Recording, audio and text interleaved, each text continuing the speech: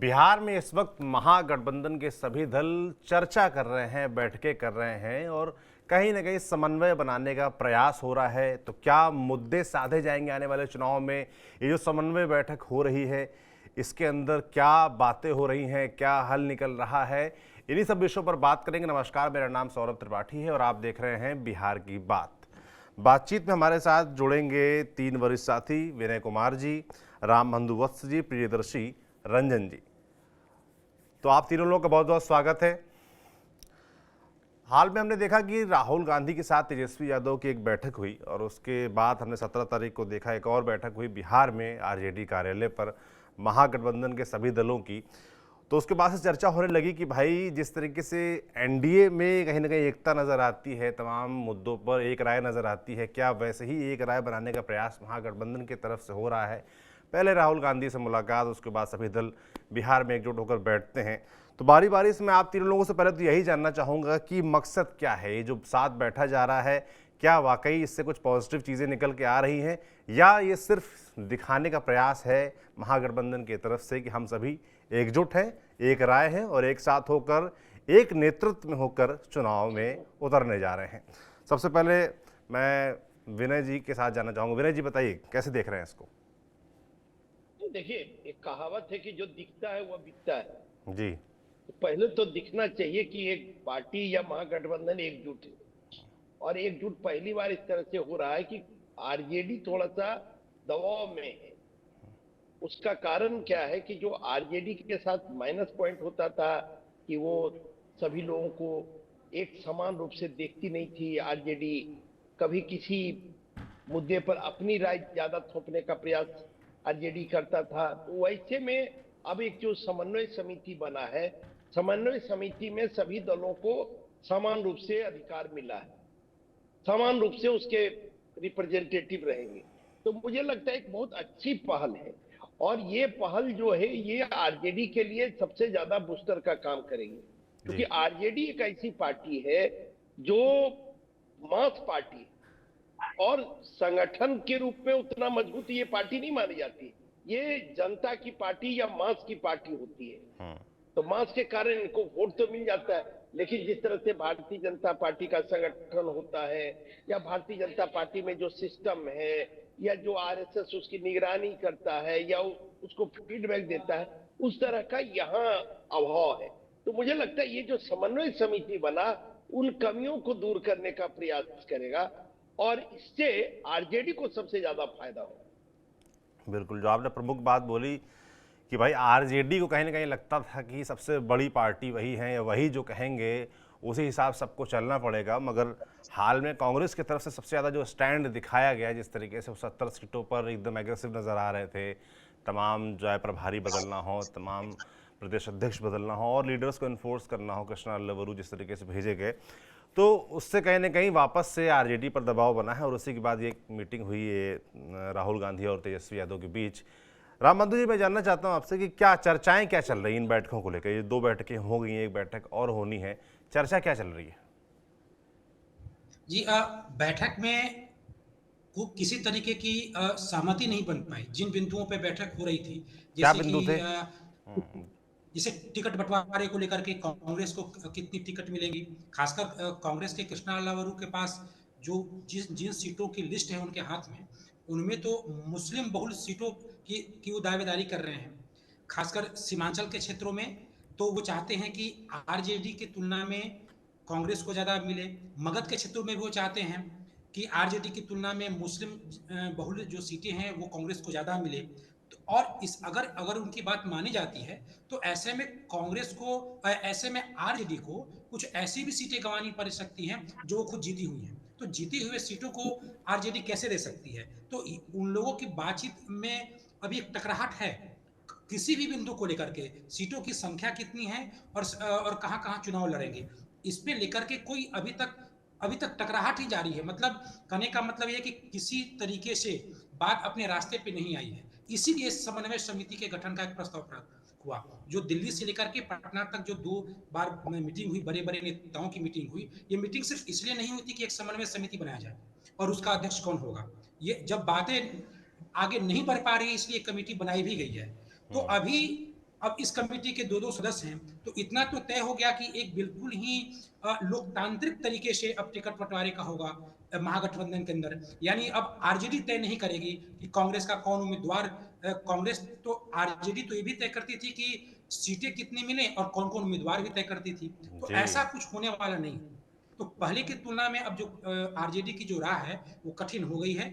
अब जो जो सदस्य हैं, एक कोऑर्डिनेशन कमेटी बनने के बाद एक और एक इसका एक संकेत और भी है कि अब हो सकता है कि बड़े नेताओं की मीटिंग अब वैसे उस तरीके से नहीं हो, उतनी जल्दबाजी में नहीं हो। जो चयनित सदस्य हैं वही आपस में बातचीत करें, जैसे खड़गे साहब तेजस्वी यादव से मिलते थे, तो जी। उस तरीके से ना हो। बिल्कुल एक एक तरीके से जो लोकतांत्रिक तरीका है जो महागठबंधन में नहीं होता था, उस तरीके के फोल्डर में अब आ चुकी है। और अब देखने वाली बात है कैसे सुलझती है। लेकिन अभी तक किसी भी बिंदु पे चाहे मुख्यमंत्री का चेहरा हो या टिकटों की संख्या हो या किस किस को टिकट मिले, इस पे कहीं भी कोई मुद्दा अभी तक सुलझा नहीं है। बिल्कुल बिल्कुल जी। प्रियदर्शी जी, जैसा कि राम बंधु जी कह रहे हैं कि भाई समन्वय बैठक हो जरूर रही पर अभी तक कोई समन्वय खास नजर आया नहीं है, कैसे देख रहे हैं इन मीटिंगों को? कुछ इनपुट आ रहे हैं आप तक? नहीं, देखिए, समन्वय तो ठीक बात है कि हो जाएगा, लेकिन जनता कहाँ से लाएंगे? और ये जो समन्वय हुआ है वो कांग्रेस के प्रेशर पर है। आरजेडी नहीं चाहती थी कि इस तरह की कोई कमेटी बने।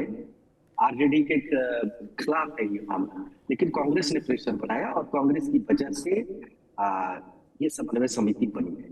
लेकिन जो बातें हो रही है कि इस समन्वय समिति से महागठबंधन को फायदा होगा, तो साहब, सिर्फ समन्वय समिति बना लेने से अगर महागठबंधन या किसी भी गठबंधन को फायदा होता है तो चीजें जनता के बीच में जाएंगी कहां से? आपने देखा होगा कि समन्वय समिति तो बन गई, लेकिन खड़गे साहब कांग्रेस के राष्ट्रीय अध्यक्ष बिहार के किसी जिले में आए, जिला का नाम बक्सर है, वहां कार्यक्रम करने आए तो भीड़ नदारद रही, उम्मीदों के अनुरूप भीड़ नहीं आई। जो एक स्टैंडर्ड है, उस स्टैंडर्ड की भी भीड़ खड़गे साहब जैसे राष्ट्रीय नेता की सभाओं में नहीं जुट रहा है, तो महागठबंधन को इस पर भी विचार करने की जरूरत है, खास करके कांग्रेस को विचार करने की जरूरत है। कांग्रेस ने दबाव की राजनीति की सफल हो गई, तेजस्वी यादव को बैकफुट पर धकेल दिया, चेहरा नहीं घोषित करने दे रही है कांग्रेस चुनाव से पहले, तो नहीं करने दे रही है। कांग्रेस की बातें मानी जा रही है। कांग्रेस ने कहा कि कन्हैया आएंगे, कन्हैया रोड शो करेंगे, कन्हैया ने किया। कन्हैया कांग्रेस कह रही है कि पप्पू यादव कांग्रेस के नेता होंगे, एआईसीसी की बैठक पर बुलाया तो बुलाया। आरजेडी कुछ नहीं कर पा रही है, लेकिन ठीक है, आरजेडी को सिर्फ बैकफुट पर धकेल देने से अगर कांग्रेस बिहार में जीत जाती है या उसका जनाधार बढ़ जाता है तो कांग्रेस समझेगी, लेकिन ऐसा होता हुआ नहीं दिख रहा है। समन्वय आपको जो पार्टी के बंद कमरे में बना है वो जनता के बीच चौराहों पर भी जाना चाहिए, गलियों और सड़कों पर भी पहुंचना चाहिए। वैसा समन्वय कि आरजेडी और कांग्रेस के कार्यकर्ता एकजुट हो या अन्य जो दल है, महागठबंधन के दल है, वाम दल है, उन तमाम महागठबंधन के तमाम दलों के कार्यकर्ताओं के बीच में एक समन्वय स्थापित हो। अगर वो समन्वय बनता है तो यकीन मानिए कि महागठबंधन की नैया पार हो जाएगी। वरना इस तरीके से जो चीजें चल रही है ये महागठबंधन में टूट फूट का इशारा कर रही है। समन्वय समिति की जरूरत क्या थी?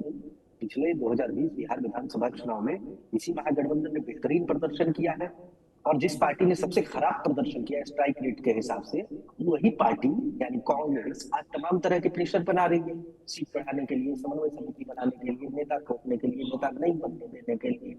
तो ये किस तरह और किस तरह की राजनीति और किस तरफ जा रही है, इसको समझना थोड़ा मुश्किल हो रहा है। मुश्किल इसलिए हो रहा है कि आप बंद कमरे में जो समन्वय बना रहे हैं, जनता के बीच में वो मैसेज कन्वे नहीं हो रहा है। जनता के बीच में आप क्या मैसेज देना चाहते हैं? क्या यही मैसेज देना चाहते हैं कि बंद कमरे तक की राजनीति होगी? कांग्रेस की एक बीमारी रही है, ये सदाकत आश्रम की चौहद्दी से बाहर नहीं निकलती। चौहद्दी सदाकत आश्रम यानी कि बिहार प्रदेश कांग्रेस का कार्यालय, वहां बैठे हुए चंद नेता हैं जो रणनीति तय करते हैं कि कांग्रेस कैसे चलेगी, और ये जनता के बीच में नहीं जाते। जनता के बीच में जाएंगे तो खड़गे साहब का ये असर नहीं होता रैलियों में। अगर आपका जनता से समन्वय होता, पार्टियों के बीच में, तो आप समन्वय बना ले रहे हैं। आप कह रहे हैं जनता से समन्वय नहीं है, रणनीतिकार जनता के बीच जा नहीं रहे हैं, कन्हैया कुमार तो लिए यात्रा घूम रहे हैं अपनी। या कहाँ थे बक्सर में? आपका जो कांग्रेस की ये बीमारी रही है ना कि जो मजबूत नेता है उसको किनारे कर देती है। ये सदाकत आश्रम में कुछ नेता बैठे हुए हैं जो सिर्फ अंदर खाने की राजनीति करते हैं। वो कांग्रेस में झंडा डंडा लगाने वाले नेताओं को बाहर करवा देती है। हमेशा राष्ट्रीय नेतृत्व को, आला कमान को, कांग्रेस का जो आला कमान है उसको कंफ्यूज कर देती है अगर कोई कांग्रेस में मजबूत नेता उभर रहा हो। कन्हैया को बहुत जोर शोर से लाया गया है, लेकिन आप देख लीजिए, मैं कह रहा हूँ, आप उठा करके वीडियो देख लीजिए, कांग्रेस का जो पार्टी का जो क्षेत्रीय नेता है प्रदेश के, कितने नेता कन्हैया के साथ खड़े थे? नहीं थे। कन्हैया के अपने जो समर्थक थे वो घूम रहे थे उनके साथ। राहुल गांधी आए तब भीड़ दिखी, वो भी क्षेत्रीय पार्टी के नेता तब फोटो खिंचवाने के लिए गए। कन्हैया ने जो रोड शो किया, पटना में जो प्रदर्शन किया, जो गिरफ्तारी हुई, उसमें भी कितने क्षेत्रीय स्तर के नेता इनके साथ थे। प्रदेश स्तर के जो नेता है जो सदाकत आश्रम की राजनीति करते हैं, उनमें से कौन कौन लोग थे, जरा चेहरा गिन करके देख लीजिए, बता दीजिए किसी का फुटेज में। तो पार्टी कांग्रेस जो है अपने आप में टूटी फूटी पार्टी है। और महागठबंधन में समन्वय की बात करिए, पार्टी के भीतर तो समन्वय बना है। एक नेता आप लेकर के आए, अपने ही अभिमन्यु को बंद करवाने के लिए बीच रणभूमि में छोड़ दिया है। लेकर के तो आए कन्हैया का, लेकिन उसको समर्थन किस तरीके से दे रहे हैं, बैकअप क्या दे रहे हैं? नहीं दे रहे हैं। जब प्रदेश इकाई बैकअप देना कन्हैया आप जैसे कहना नेताओं चाहते हैं को कि समन्वय महागठबंधन में तो होता रहेगा, पहले कांग्रेस पार्टी अपने कांग्रेस, अंदर, अपनी खुद के अंदर, बिल्कुल खुद के बिल्कुल, संगठन के क्योंकि अंदर भी। ये समन्वय समिति जो कांग्रेस के प्रेशर पर महागठबंधन के भीतर हुई है। बिल्कुल बिल्कुल। विनय जी, ये समझना चाहूँगा जैसे कि राहुल गांधी और तेजस्वी की जिस तरीके से मुलाकात हुई, राहुल गांधी को अहमदाबाद जाना था, उन्होंने कुछ देरी की वहाँ जाने में, तेजस्वी के साथ मुलाकात की, तब चर्चा है कि ये भी तो होगी बिहार में कि भाई राहुल गांधी और तेजस्वी की जो केमिस्ट्री दिख रही है उससे फिर से तेजस्वी का एक बोलबाला रहेगा। भाई कांग्रेस पार्टी जो दबाव बना रही थी लोकल यूनिट उनकी, उस पर भी ये दबाव आया होगा भाई कि राहुल गांधी से सीधे बातचीत है, सीधे मुलाकात हुई है, तो जो बड़े भाई वाला रोल है आरजेडी का वो फिर बरकरार रहेगा क्या? नहीं, देखिए, अमूमन गठबंधन की राजनीति में जो सबसे बड़ी पार्टी होती है या सबसे बड़ा जो दल होता है वही लीड करता है। इसीलिए तो जब राष्ट्रीय स्तर पर बात होती है तो कांग्रेस पार्टी सबसे बड़ी पार्टी है, तो कांग्रेस पार्टी के नेतृत्व में बात होती है। तो इसलिए बिहार में जब भी महागठबंधन की राजनीति होगी तो उस राजनीति का बड़ा चेहरा तो तेजस्वी यादव है, लालू प्रसाद यादव है। तो लालू प्रसाद यादव अब स्वास्थ्य कारणों से सारी जिम्मेदारी तेजस्वी यादव को सौंप दिया और तेजस्वी यादव ने अपने आप को स्थापित भी कर दिया एक लीडर के रूप में।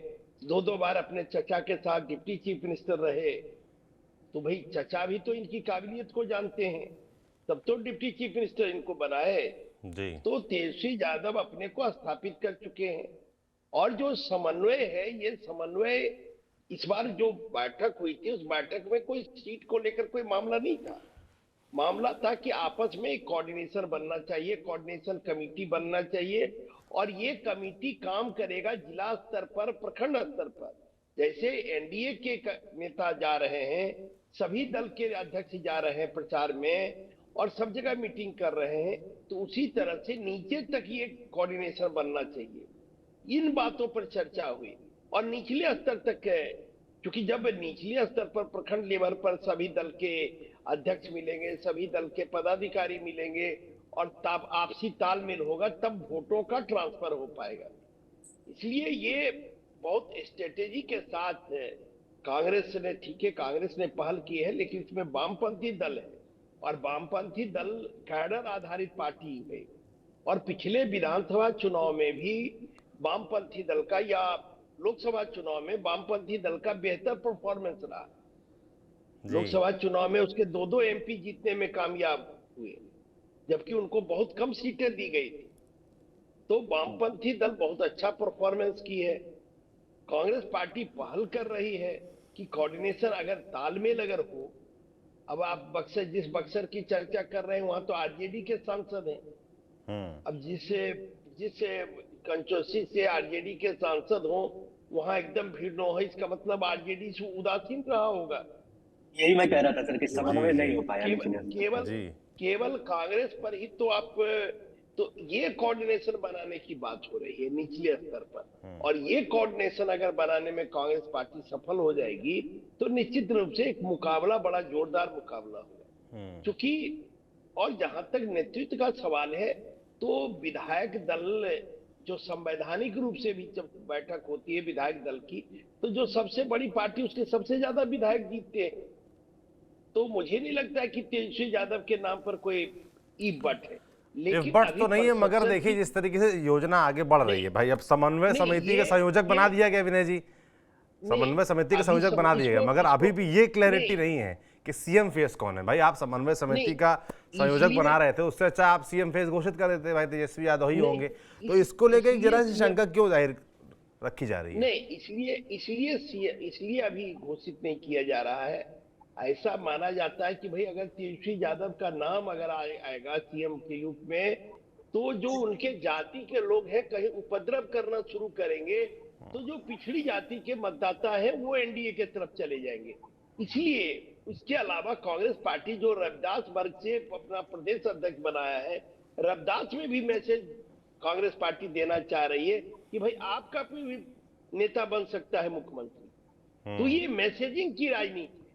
अगर आप जो कांग्रेस का आरजेडी का या महागठबंधन का बेस वोट है ज्यादा मुस्लिम, इस वोटों में कितना वोट ये महागठबंधन के अन्य नेता जोड़ पाते हैं, उसी पर महागठबंधन की सफलता तय है। अब अगर आप एक्स्ट्रा वोट नहीं जोड़ पाएंगे तो आप सफल नहीं होंगे एक चुनावी राजनीति। बिल्कुल, क्योंकि एक हद तक तो आपको वोट आएगा, और लोकतंत्र में तो यही है ना कि अगर आप 49 भी हैं तो आप सिर्फ बयानबाजी और भाषण दीजिएगा, और जिसकी संख्या 51 है वो सरकार चलाएगी वो पार्टी। लोकतंत्र का तो यही पैमाना है। बिल्कुल 49 लोग भी विरोध में रहेंगे तो वो सिर्फ केवल विरोध की राजनीति करेंगे या अपनी बात रख सकते हैं, लेकिन सरकार चलाने का अधिकार तो 51 लोगों को मिलेगा जी। तो ये देखते हुए कांग्रेस पार्टी या कांग्रेस से जो ये महागठबंधन के जो शिल्पकार हैं, जो लोग हैं, वो धीरे धीरे स्ट्रेटेजी के साथ कि थोड़ा सा तेजस्वी यादव के जो समर्थक हैं, उनके जाति के लोग हैं, उस तरह से मैदान में नहीं आ जाए और उसके कारण कहीं कोई पिछड़ी जातियों में कोई रिएक्शन न हो जाए, इसको धीरे धीरे काटते हुए बाद में नेता तेजस्वी यादव बनेंगे। इसमें कहीं कोई मेरे जैसे लोगों को इसमें नहीं लगता है कहीं किंतु परंतु, लेकिन राजनीति कांग्रेस पार्टी इस हिसाब से अपना कर रही है। बिल्कुल राम बंधु जी, जो विनय जी बोल रहे हैं बात कि भाई तेजस्वी यादव ही नेता हैं, इसमें कोई बट नहीं है, हालांकि मगर सवाल तो लगातार ये उठ ही रहा है कि भाई समन्वय इस बात को लेकर है कि नहीं। अब विनय जी जैसे कह रहे हैं कि भाई वो सिर्फ पूरा मैसेजिंग का ही पार्ट है कि अन्य जातियों जो यादव के अलावा जो जातियां हैं उनके कहीं मन में शंका ना आए, वो कहीं एनडीए की तरफ ना चले जाए, इसलिए सिर्फ घोषित नहीं किया जा रहा है। कैसे देख रहे हैं इसको? जी बिल्कुल, तेजस्वी के चेहरे के साथ दो लायबिलिटी जुड़ी हुई है। एक तो जो बिहार में बदलाव की राजनीति चाहते हैं, सरकार के खिलाफ जो एंटी इनकम्बेंसी है, उसका वोट भी महागठबंधन की ओर इसलिए नहीं जाता है क्योंकि लालू यादव पे जंगल राज का एक मुहर लगा हुआ है। जहां पे कांग्रेस और बीजेपी की सीधी लड़ाई होती है, जैसे कि छत्तीसगढ़ है, मध्य प्रदेश है, राजस्थान है, वहां पे आप देखेंगे कि अगर सरकार के खिलाफ एंटी इनकम्बेंसी है तो कांग्रेस को फायदा होता है। 2019 में फायदा हुआ था, लेकिन यहाँ पे महागठबंधन को एंटी इनकम्बेंसी का कोई फायदा नहीं होता है। वो वोट यू टर्न होकर फिर एनडीए में चला जाता है। तो ये एक तेजस्वी यादव के साथ जुड़ा है, और ये बात बिल्कुल सही है कि तेजस्वी यादव का मतलब होता है महागठबंधन में मुख्यमंत्री तेजस्वी यादव का होने का मतलब है कि उनका जो जनाधार है, यानी जो यादव जन समर्थन है, उनका वहां पे प्रभुत्वशाली हो जाना, जिससे अति पिछड़ी जातियां और दलित जातियां अक्सर नाराज रहती हैं। अभी जो सामाजिक ताना बना है, इसमें दलित जाति और अति पिछड़ी जाति, यादव जाति से के बीच में एक गैप है, और उसी का फायदा एनडीए को मिलता भी है।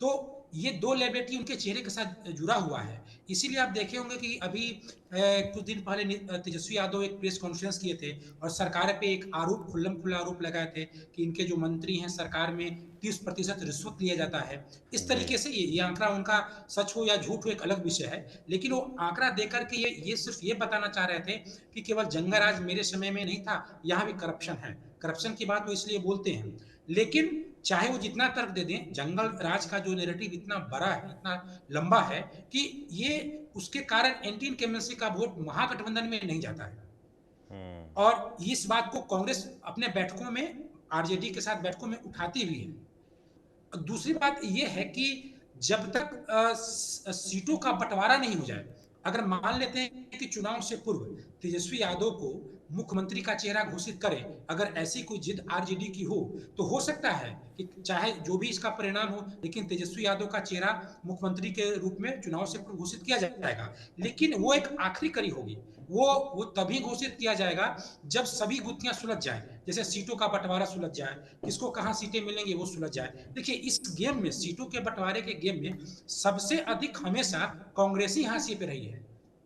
पटना का कोई रहने वाला हो, उसको हरनौत में, समस्तीपुर में टिकट दिया जाता है। भागलपुर के रहने वाले को पटना साहिब में टिकट दिया जाता है। तो जिस तरीके से कांग्रेस के साथ आरजेडी टिकट बंटवारे में मनमानी करती है, और अब तक कांग्रेस इस हस्तक्षेप की अनदेखी करती आई है, इसका खामियाजा कांग्रेस भुगत रही है। जो आज उसकी जो स्थिति है, उसके उसके पीछे वही कारण है।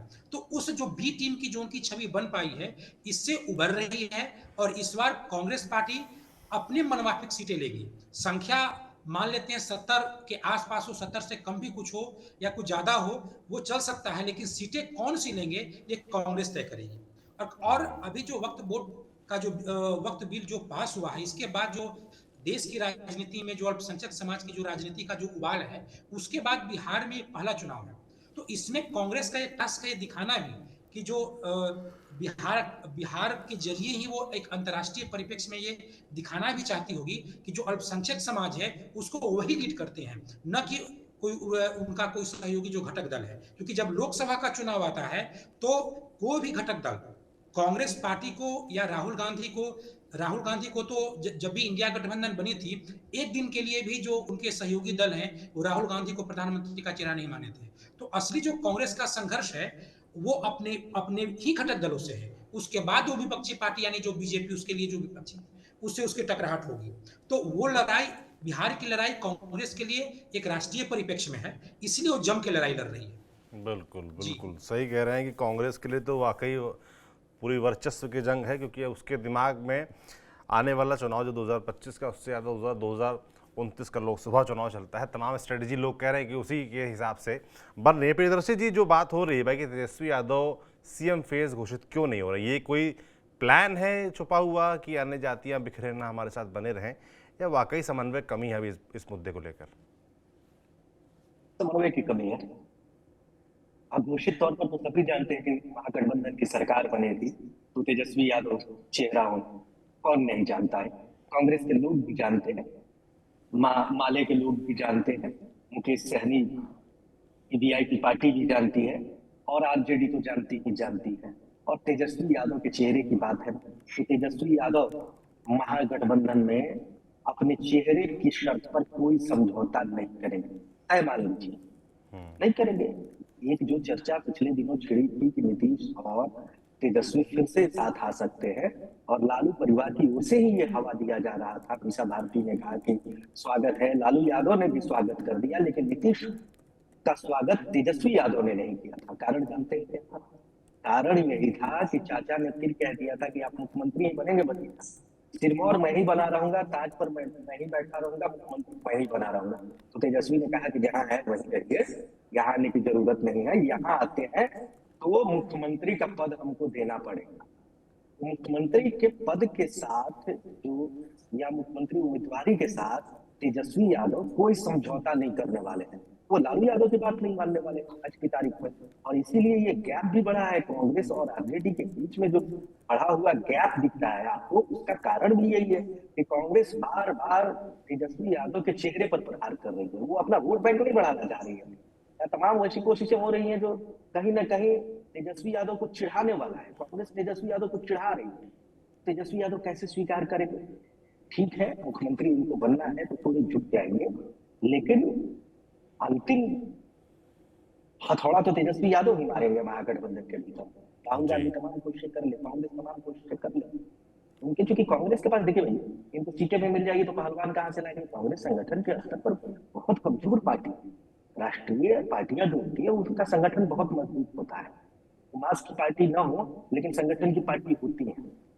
तो उस लिहाज से कांग्रेस बिहार में बहुत पिछड़ी हुई है।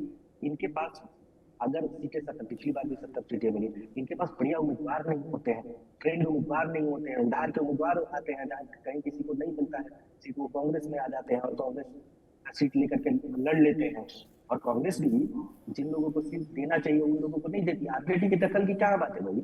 आरजेडी तमाम जगहों पर दखल करती है, लेकिन सीट के मामले में कांग्रेस की चलती है, सीटें दे दी जाती है। मान लीजिए आरजेडी 70 सीटें दी गई महागठबंधन में कांग्रेस को, तो 10 सीटों पर आरजेडी का हस्तक्षेप करती रहेगा कि ठीक है ये सीट हम आपको देना है, लेकिन इनको आप अपने सिंबल पर लगाइए। लेकिन 7 सीटें तो वैसी होती है जो कांग्रेस तय करती है। उन सीटों का क्या नतीजा होता है, ये भी गौर करने वाली बात है। कांग्रेस, क्योंकि आप उनको ऐसे ही जाने नहीं दे सकते हैं, माफ नहीं कर सकते हैं कि कांग्रेस में आरजेडी की वजह से आप गिर गए हैं, खुद की वजह से भी तो गिरे हैं। राहुल गांधी जी, कांग्रेस परिवार का एक इतिहास है कि जहां ये पार्टी, कांग्रेस पार्टी मुख्य पार्टी नहीं होती है या मुख्य मुकाबले नहीं होती है, वहां पर बहुत उन लोगों का ध्यान नहीं रहता है। ये लोग वहां बहुत आते जाते नहीं। आप झारखंड चुनाव का ही देख लीजिए, चुनाव के समय गांधी परिवार गया, उससे पहले कहाँ एक्टिव थे ये लोग। बिहार का ही देख लीजिए, राहुल गांधी जनवरी के बाद 2 बार आ चुके हैं, तो या 3 बार हो गया इनका आना। बेगूसराय वाले को ले लीजिए तो 3 बार इनका आना हो गया। खड़गे साहब आ रहे हैं, लेकिन कहाँ थे लोकसभा चुनाव के बाद से ही आपको सक्रिय हो जाना चाहिए था। कांग्रेस की सक्रियता पर इसलिए सब ये सवाल है कि आप लोकसभा चुनाव के बाद क्यों नहीं सक्रिय हुए, चुनाव के ठीक पहले क्यों सक्रिय हो रहे हैं। तो जनता इस बात को भी, आरजेडी भी इस बात को भाप रही होगी ना, जनता भी भाप रही होगी, आरजेडी भी इस बात को भाप रही होगी कि इस तरीके से नहीं चलता। और महागठबंधन के भीतर तो कांग्रेस अकेले पड़ी है, ये तमाम कोशिशें जरूर कर रही है, लेकिन आप देख लीजिए माले इनके साथ नहीं चल रहे, कांग्रेस के साथ। अगर महागठबंधन के भीतर माले को चुनना हो कि आरजेडी के साथ जाएंगे या कांग्रेस के साथ, तो निश्चित तौर पर माले जाएंगे, वाम दल के सभी दल जाएंगे आरजेडी के साथ। मुकेश सहनी को चुनना हो कि कांग्रेस के साथ चला जाए या आरजेडी के साथ चला जाए महागठबंधन के भीतर, तो जाएंगे वे आरजेडी के साथ, जाते हुए दिख भी रहे हैं। तो ये कांग्रेस खुद को महागठबंधन के भीतर जो अपनी मजबूत स्थिति बनाना चाहती है वो चिढ़ा करके, या यानी कि आप ठीक है आपको बनना है ना, होता है ना गाँव देहात में कि आपको बनना है ना, हम झुकिए, वो झुकाने का प्रयास है। और दूसरा बहुत महत्वपूर्ण बात मैं कहने जा रहा हूँ कि जो 2 राष्ट्रीय पार्टियां, भारतीय जनता पार्टी और कांग्रेस, इन दोनों पार्टियों में अघोषित तौर पर अंडरस्टैंडिंग है, किसी ने किसी को कहा नहीं है, लेकिन ये दोनों लोगों के निशाने पर क्षेत्रीय पार्टियां हैं। भारतीय जनता पार्टी ने कुछ दिनों पहले सिद्धांत दिया कि क्षेत्रीय पार्टियां खत्म होनी चाहिए, सबसे ज्यादा राष्ट्रीय पार्टियों का बोलबाला होना चाहिए, और भारतीय जनता पार्टी का बोलबाला, और खास करके कांग्रेस उसको व्यवहारिक रूप में लागू कर रही है। क्षेत्रीय पार्टियों को समेटने के लिए तमाम हथकंडे अपनाना शुरू कर दिया है। आप देख लीजिए, हरियाणा में इन्होंने हार गए लेकिन समझौता नहीं किया आम आदमी पार्टी के साथ। दिल्ली में अपनी जिद पर अकेले लड़ने का प्रयास किया।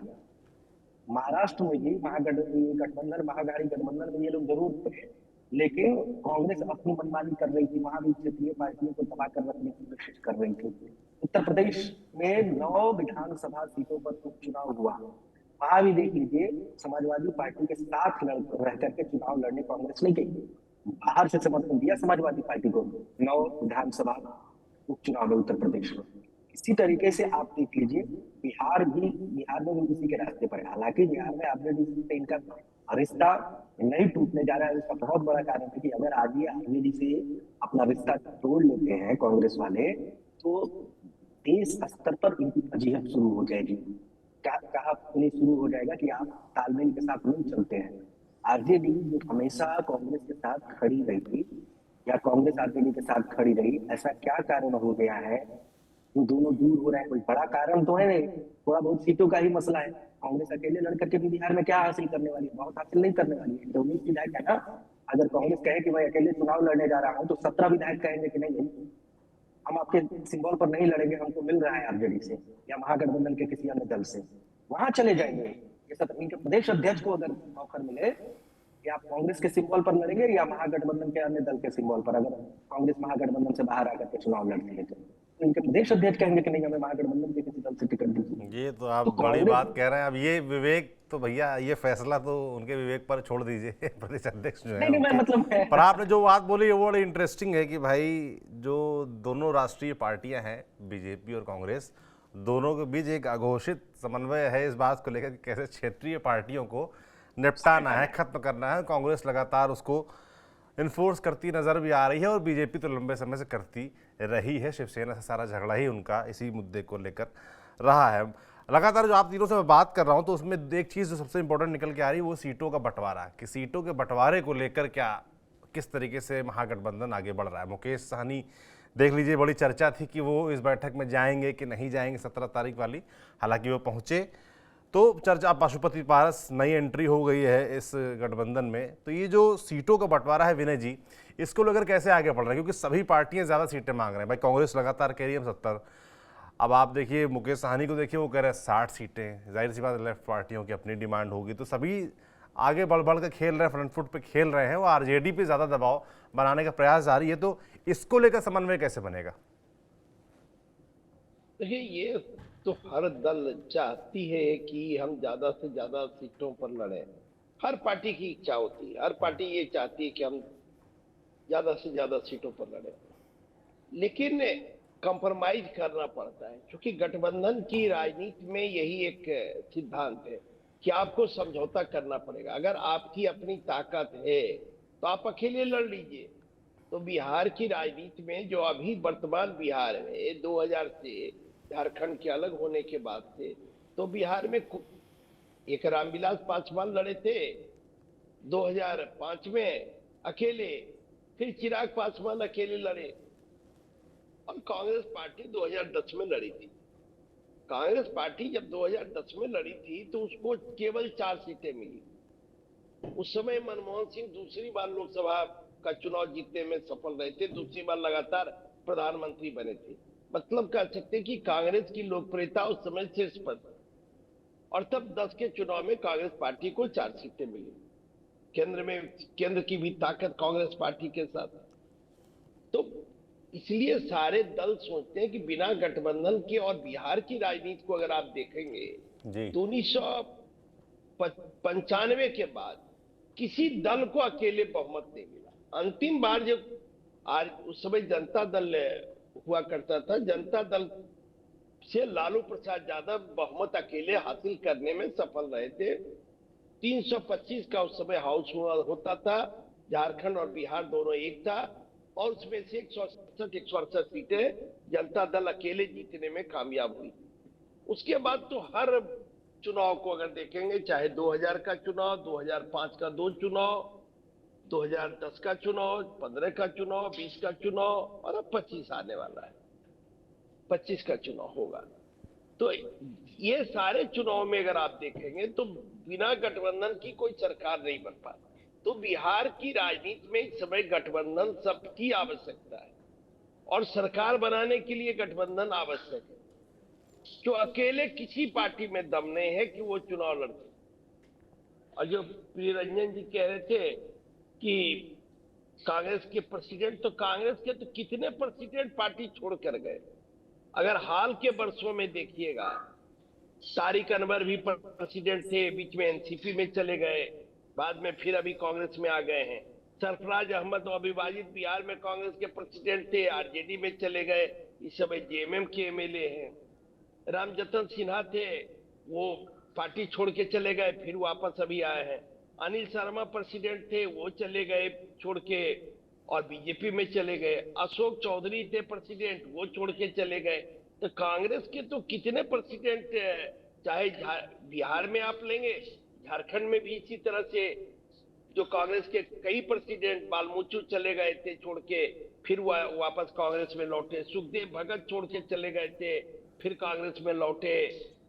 अजय कुमार जो थे प्रेसिडेंट, वो चले गए थे।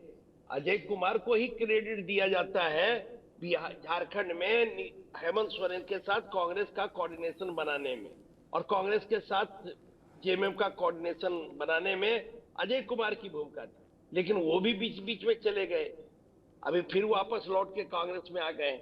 तो कांग्रेस के साथ तो ये विडंबना रही है, जो प्रदेश अध्यक्ष है जिनके ऊपर कमान सौंपा जाता है वही छोड़ के चले जाते हैं पार्टी। तो ये इन चीजों को भी कांग्रेस आला कमान को देखना पड़ेगा कि किसके हाथ में हम ताकत दें, किसको हम पार्टी का प्रेसिडेंट बनावे।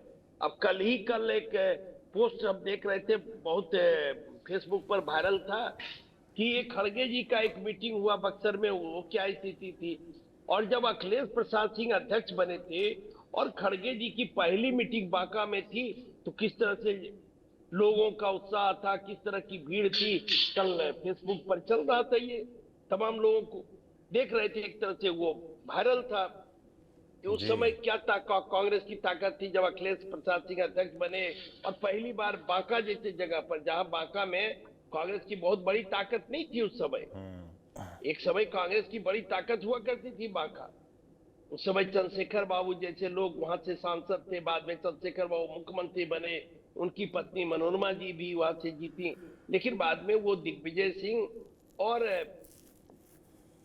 आरजेडी का गढ़ में बदल गया वो। अभी तो जनता दल के सांसद वहां से हैं।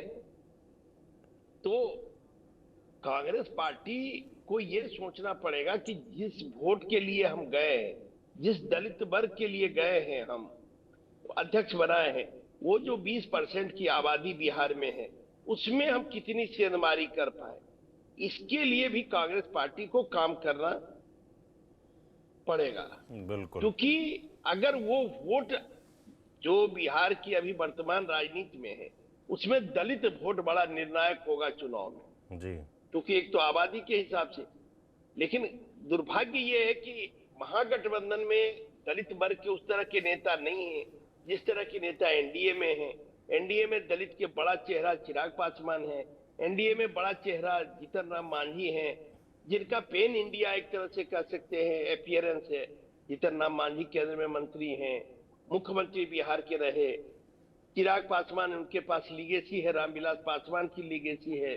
जी। रामविलास पासवान के साथ केवल दलित को ही मत मानिए, क्योंकि रामविलास पासवान एक ऐसे नेता रहे जो पिछड़ों की बात करते रहे। मंडल कमीशन की लड़ाई उन्होंने लड़ा, जो एससी एसटी रिजर्वेशन की भी लड़ाई लड़ते रहे दलितों के लिए। हरिजन एट्रोसिटी एक्ट लागू करने का काम किया, और अगड़ी जाति के गरीब लोगों के लिए आरक्षण की भी उन्होंने लड़ाई लड़ी। सबसे पहले उन्होंने अपने मैनिफेस्टो में 15% शामिल किया था, और नरेंद्र मोदी ने 10% अगड़ों को आरक्षण देने का काम किया, ईडब्ल्यूएस जिसको आप कहते हैं। जी। तो रामविलास पासवान की ऐसी छवि रही कि सभी वर्गों के लिए वो काम करते रहे, केवल दलित नेता नहीं थे, समाज के अन्य वर्गों के लिए।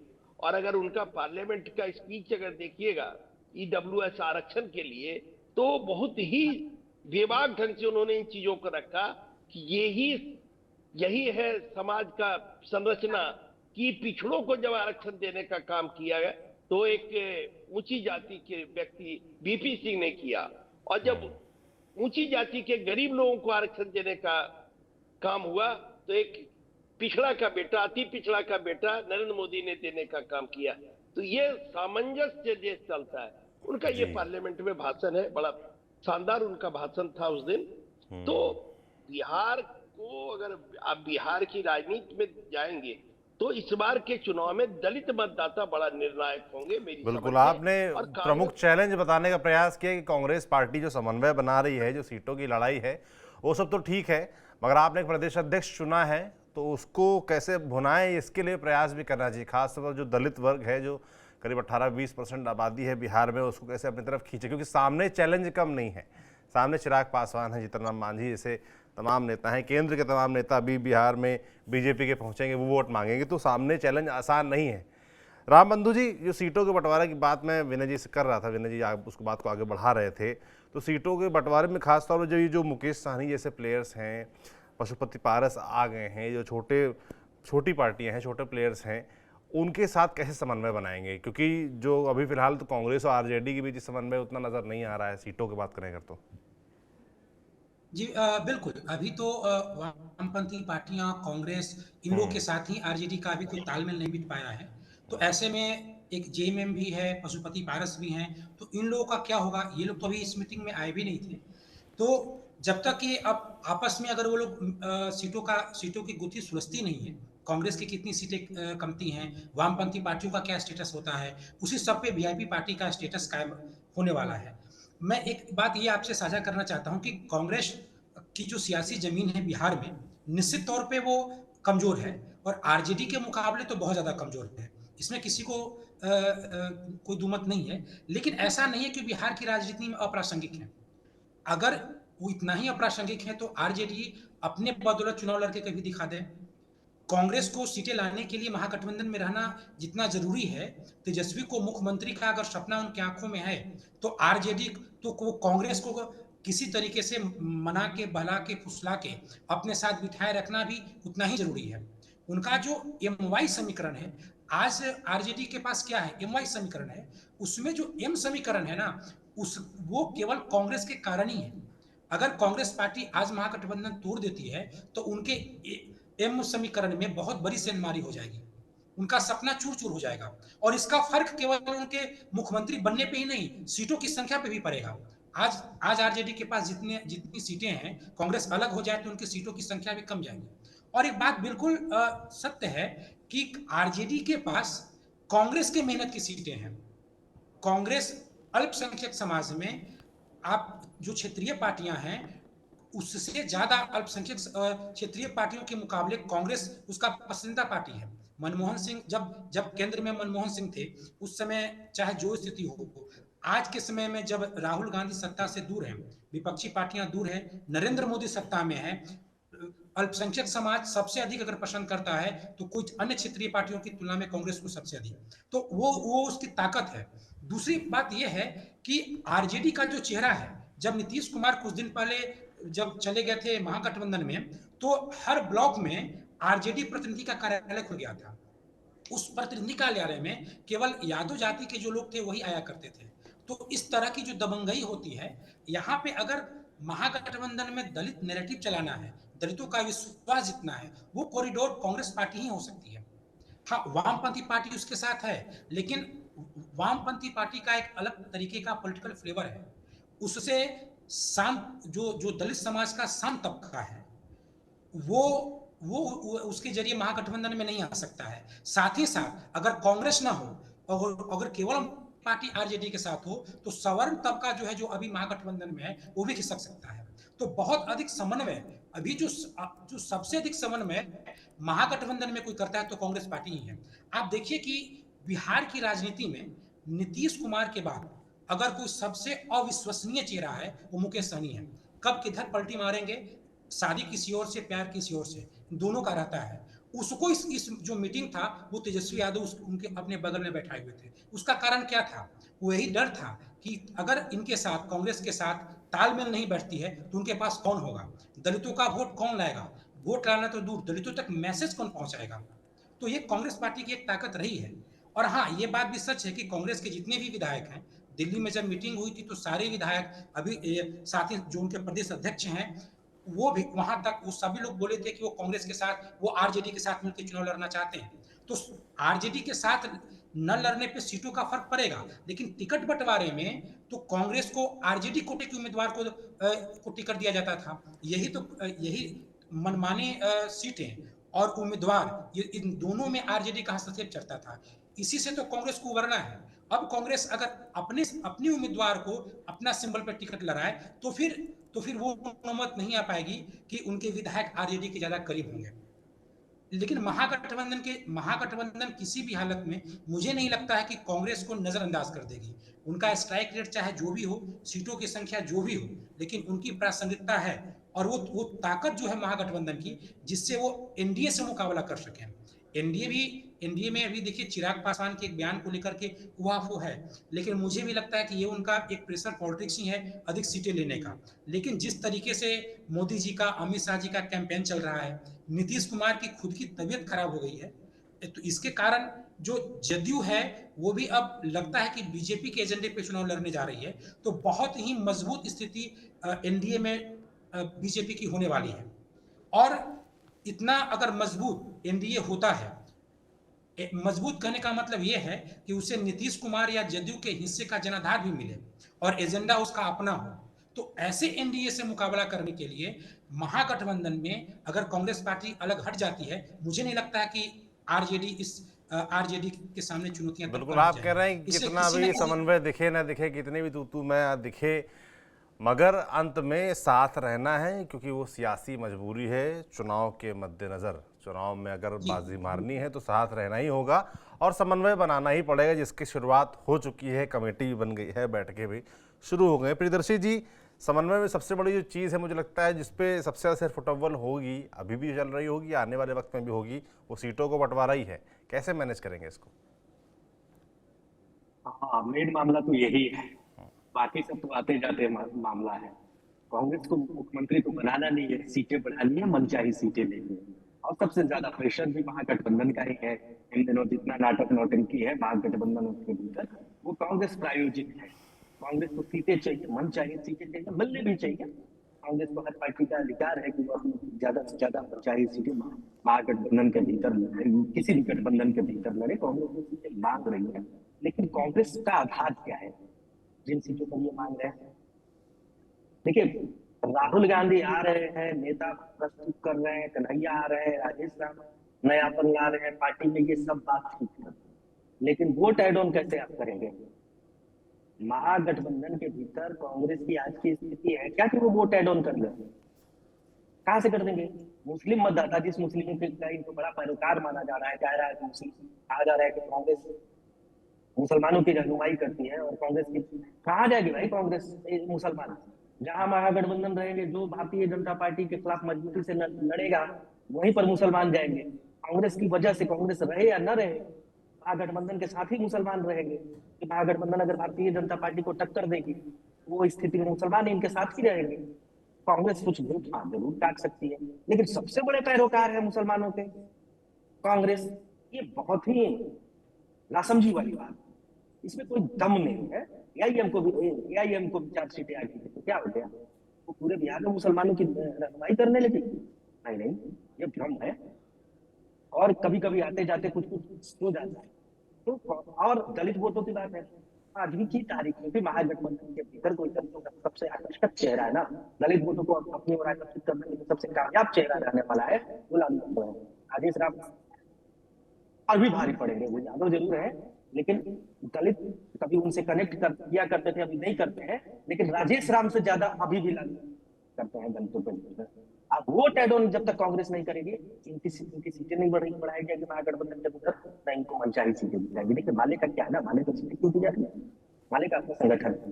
मैंने एक सर्वे किया, मैंने जो सर्वे किया उस सर्वे में पाया कि वाम दल बिहार के हैं 100 सीटों पर प्रभाव रखते हैं, जहां 5,000 से 30,000 तक इनके कैडर है। वो वोट लेकर के आते हैं, वो विभिन्न जातियों के कैडर है वाम दल के। तो इसलिए वाम दलों की अहमियत महागठबंधन में बढ़ी हुई है। राहुल गांधी ऊपर झापड़ कर करके, कांग्रेस के लोग ऊपर झापड़ करके कह रहे हैं कि नहीं नहीं, हवा बना करके हम सीट ले लेंगे, और आरजेडी महागठबंधन के भीतर वाम दलों की ओर से खेल रही है। वाम दल का हिस्सा न मारा जाए, इसीलिए तेजस्वी यादव इस तरीके से एग्रेसिव होकर के महागठबंधन के भीतर बैटिंग कर रहे हैं। आरजेडी के तो सीट कोई नहीं काटने वाला है महागठबंधन के भीतर। पिछली बार 143 पर लड़ी थी आरजेडी, इस बार भी लड़ेगी, जगह पर भी लड़ सकती है, लेकिन सीटें घटेगी कहां? जब कांग्रेस मनमानी करेगी तो सीटें घटेगी किसी वाम दलों की, और वाम दलों को सीटें चाहिए बढ़ा करके विधानसभा में बढ़िया प्रदर्शन, लोकसभा में बढ़िया प्रदर्शन उनकी वजह से। तो पिछले बार विधानसभा में जो प्रदर्शन रहा आरजेडी का, महागठबंधन का, उसमें एक्स फैक्टर था वो वाम दल था। कांग्रेस के पास अभी महागठबंधन के भीतर एक्स फैक्टर साबित करने वाला कुछ भी नहीं। राजेश राम एक्स फैक्टर नहीं है, कन्हैया एक्स फैक्टर नहीं है महागठबंधन के भीतर। माले, वाम दल, अभी वाम के सभी दल अभी एक्स फैक्टर है। तो एक्स फैक्टर को नजरअंदाज करके आरजेडी कांग्रेस को कितना खुश करेगी? एक हद तक, बहुत हद तक नहीं, एक हद तक वही हद तय हो रही है। और ये हद की बेड़ियों में ही कांग्रेस और अन्य दल रहेंगे, तभी महागठबंधन चलेगा। और अगर हद की बेड़ियों से पार करने की कोशिश कांग्रेस करेगी, महागठबंधन की कांटें खुल जाएंगी और कांग्रेस अकेले पड़ जाएगी। जिस तरीके से प्रेशर पॉलिटिक्स महागठबंधन के भीतर चल रही है, एनडीए के भीतर चिराग पासवान का रहता है, तो गांठें खुल जाती हैं और उनको अकेले चुनाव लड़ना पड़ जाता है। 2020 उसका उदाहरण है। उसी तरीके की कहीं ना कहीं स्थिति कांग्रेस की बनती हुई दिख रही है। वो आ जाएगा, नुकसान भी कर देंगे आप, लेकिन आपकी भी स्थिति वैसी नहीं रहेगी। क्योंकि विनय सर बता रहे थे, बहुत वरिष्ठ पत्रकार हैं, उन्होंने कई चुनावों का उनको अनुभव है। कोई भी पार्टी आज की तारीख में गठबंधन से बाहर जाकर के स्थिति नहीं बना सकती। हमने देखा नई नवेली पार्टियां आई भाई, उनको खारिज कर दिया जा रहा है। कई ऐसी पार्टियां बनाने की कोशिश हुई, गांधी मैदान खाली पड़ गया, जनता कनेक्ट नहीं कर रही है। यहाँ 2 धड़ों में बिहार की राजनीति पूरी तरीके से बटी हुई है। नदी के 2 किनारे की तरह धारा, बीच में राजनीतिक धारा और 2 किनारे एनडीए और महागठबंधन। एक तरफ भारतीय जनता पार्टी लीड कर रही है, एक तरफ आरजेडी लीड कर रही है। मैं बिहार में घूम रहा था, कई दिनों में घूमा भाई साहब, लड़ाई आरजेडी बना भारतीय जनता पार्टी, बाकी सारी पार्टियां बिहार की राजनीति में पूरक है। कोई ना माने, लेकिन जनता दल यूनाइटेड हो, बहुत ही लोक जनशक्ति इंटरेस्टिंग पार्टी इंसाइट जी हो। प्रियदर्शी जी आप दे रहे हैं, और जो मुख्य बात है वो भी आपने अंत में कह दी कि अंत तक बहुत सारी चीज़ें तय होंगी, और मुख्य फाइट जो है वो आरजेडी के नेतृत्व वाले महागठबंधन और बीजेपी के नेतृत्व वाले एनडीए के बीच होगी। अब किस तरीके की होगी, जनता उसको कैसे लेगी, जो समन्वय चल रहा है जनता के बीच उसका कैसा मैसेज जाएगा, ये देखने वाला होगा। आप तीनों लोगों का बहुत बहुत धन्यवाद, विनय जी, रामबंधु जी, प्रियदर्शी जी, जो हमें इनसाइट्स आपने दिए, समझाने का प्रयास किए, जो बैठकें चल रही हैं उसके लिए बहुत शुक्रिया आपका। तो बिहार की बात में आज इतना ही। बिहार की तमाम राजनीतिक चर्चाओं के लिए आप देखते रहिए TV9 डिजिटल। शुक्रिया।